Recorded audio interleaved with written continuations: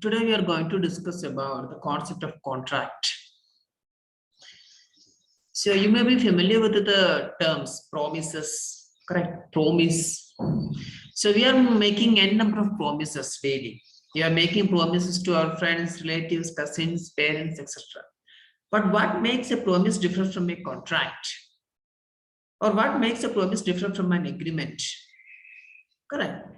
So all these terms maybe look same or similar, but there may be some clear distinction between all those terms, the agreement, contract, promises, right? Promises are informal in nature. So contract, so what is meant by a contract? According to section 2 subsection H of Indian Contract Act 1872, a contract is an agreement enforceable by law. Agreements. So we are making so many agreements, we are making so many promises, right?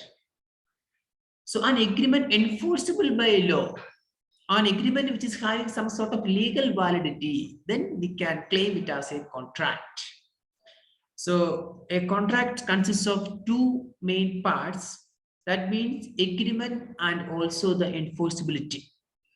So all of the promises or the informal agreements which we made between our friends, with our cousins, our family members, parents, it won't be considered as a contract because it lacks the enforceability. So whatever the agreement which is enforceable by law is considered as a contract.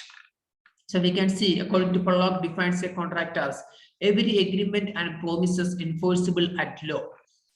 So essentially, agreement enforceable by law is a contract, and contract has two important components. First one is the agreement, and the next concept is the enforceability by law. So being enforceable by law, it implies if there is a breach of contract.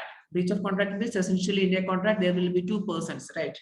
A promiser will be there, a promisee will be there, and if there is a default from any of the parties, the aggrieved party in the sense the party suffers a loss, he or she can move to the court to claim for damages. So that is the most important concept of the contract. The aggrieved party, the party who suffers the loss. So that means he or she can move to the court for the breach of contract.